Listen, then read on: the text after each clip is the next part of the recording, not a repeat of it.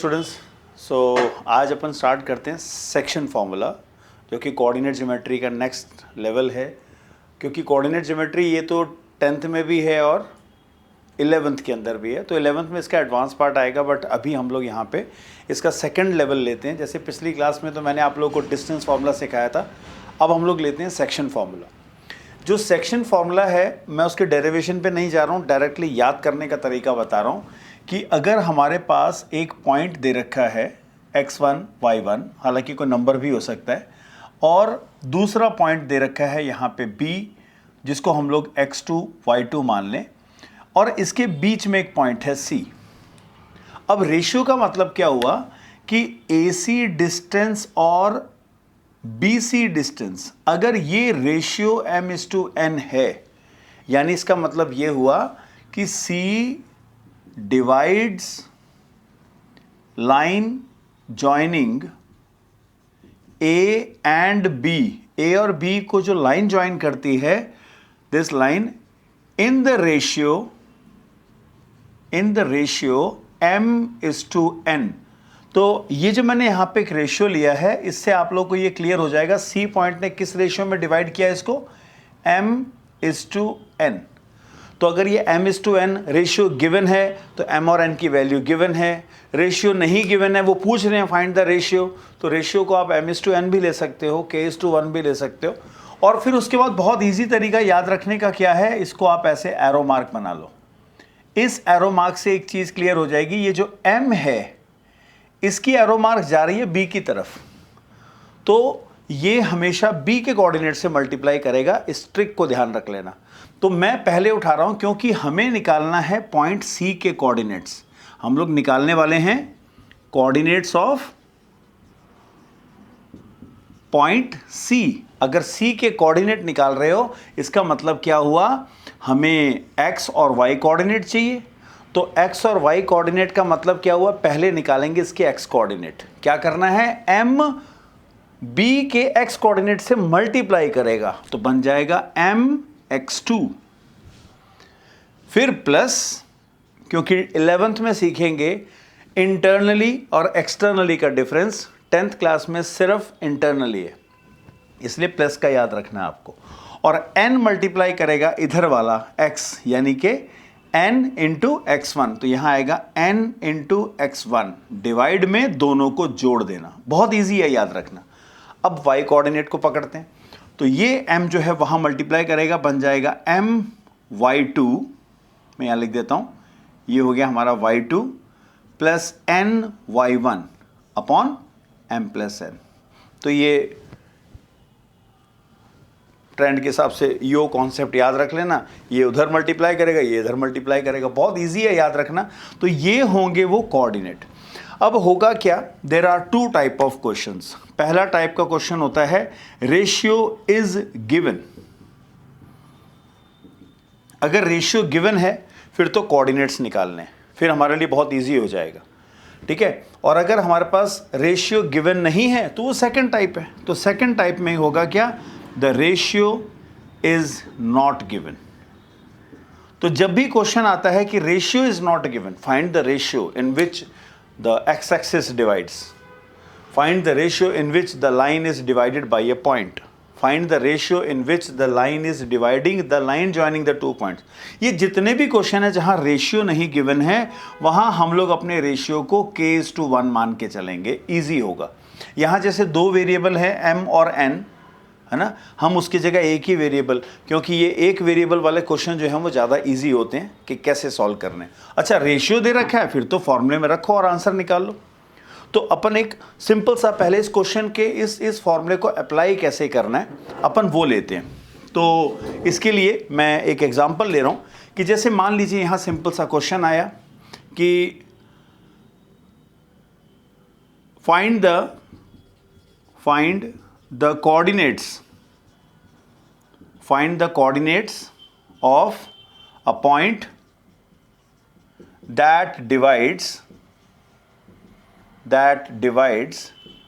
the line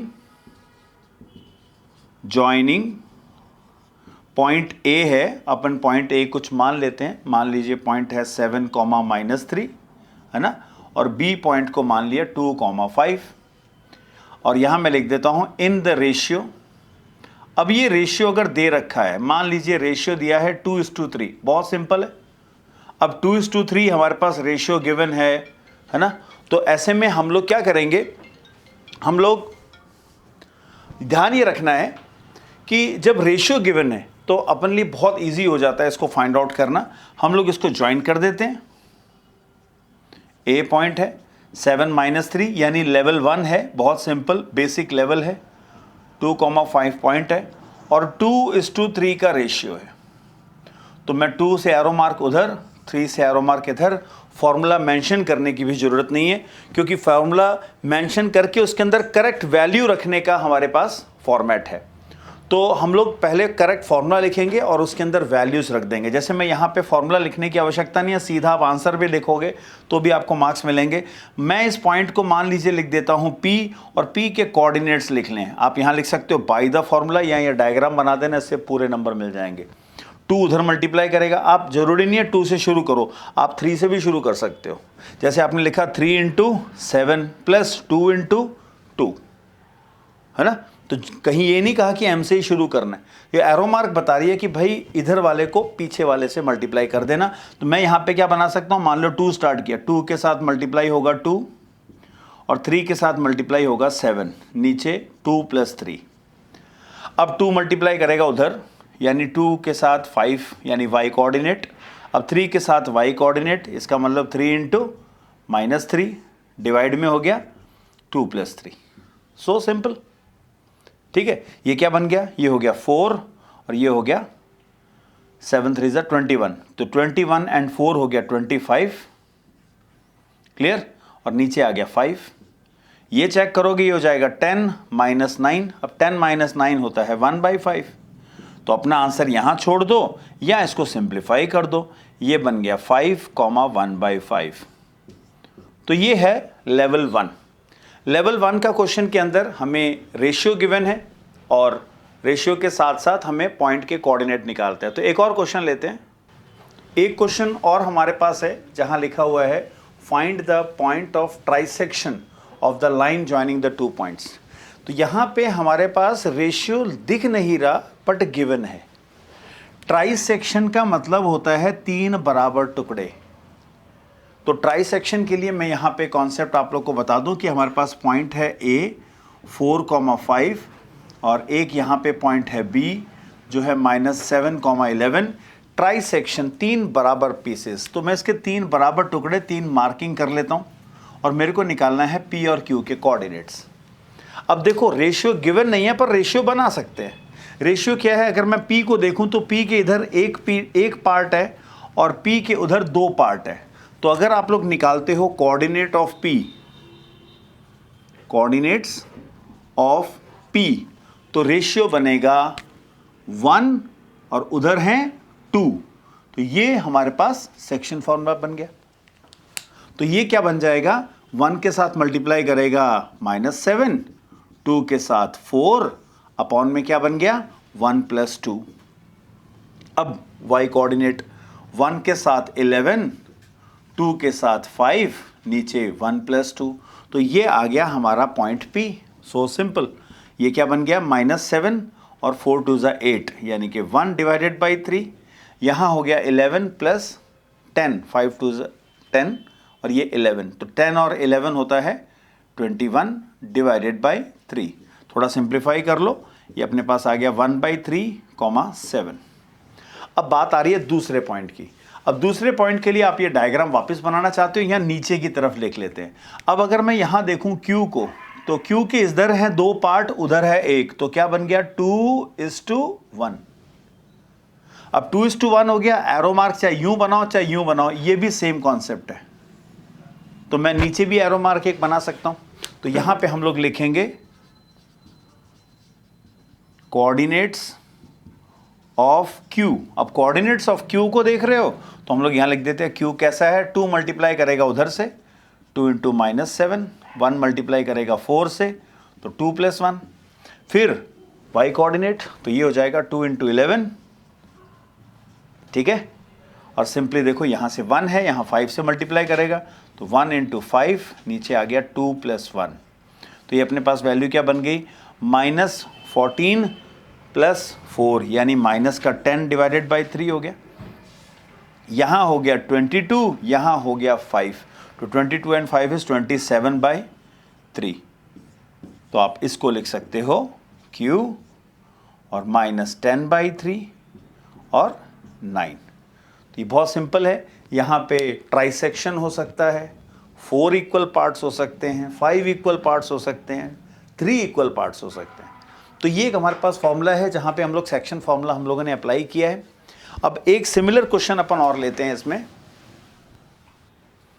एक और question है अपने पास जहां लिखा है find the ratio in which the line joining the 2 points is divided by. मैंने दोनों पार्ट ले लिए, दोनों बहुत इंपॉर्टेंट है, दोनों में से एक एग्जाम में जरूर आ सकता है। ये थोड़ा लेवल हाई माना जाता है और ये एक सिंपल लेवल है। इनकी जगह हो सकता है एक पॉइंट भी दे रखा हो, तो वो मैं इसके अंदर एक क्वेश्चन और मैनिपुलेट कर दूंगा। बट अभी अपने पास देखें हमारे पास रेशियो नहीं है, तो हम लोग ऐसे में डायग्राम क्या बनाएंगे। पॉइंट ए दे रखा है 5,1, पॉइंट बी दे रखा है 0, -7।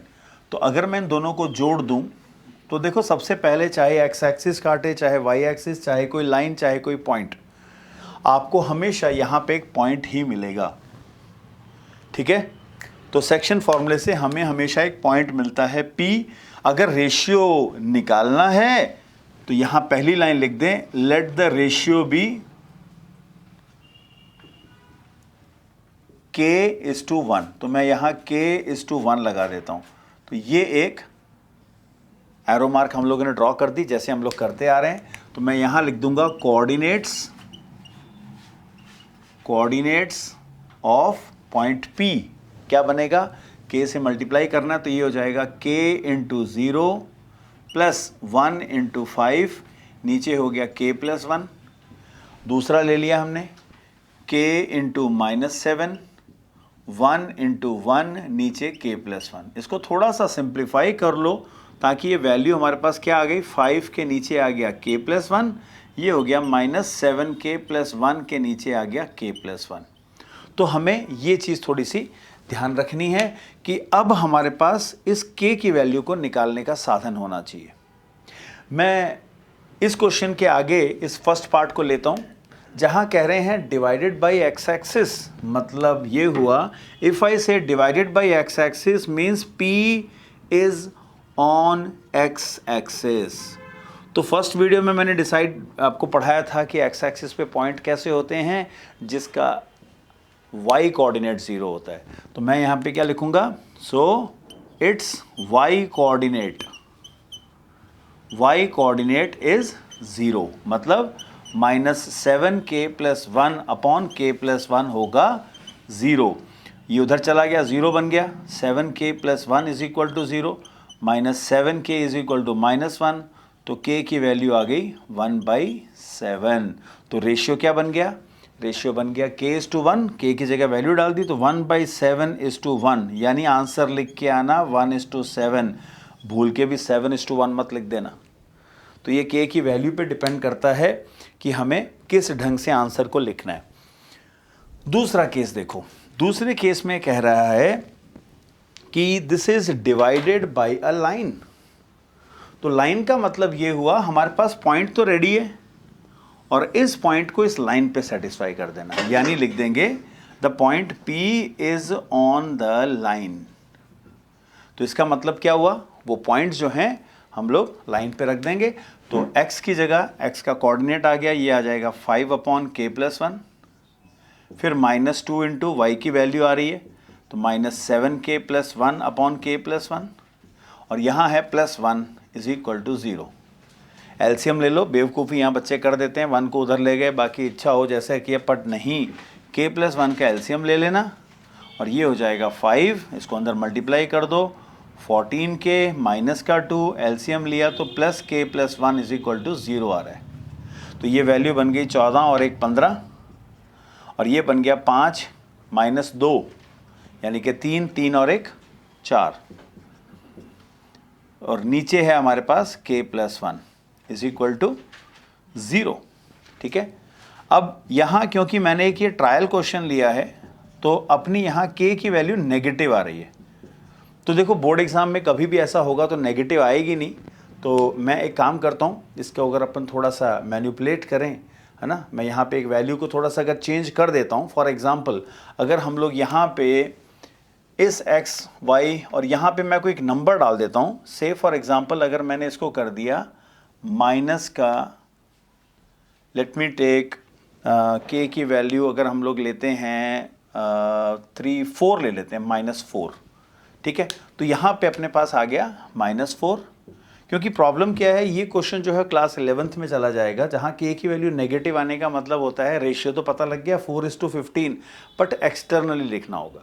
तो ये बोर्ड एग्जाम में जब भी क्वेश्चन आएगा तो जैसे -4 दिया है, आप एलसीएम लेंगे, ये हो जाएगा -4k -4, फिर सॉल्व करोगे, ये हो जाएगा 14 - 4 हो गया 10, 10 + 1 आ गया 11, और ये हो जाएगा 5 - 2 - 4 यानी कि -1, ठीक है। इससे अपना काम इजी हो जाएगा।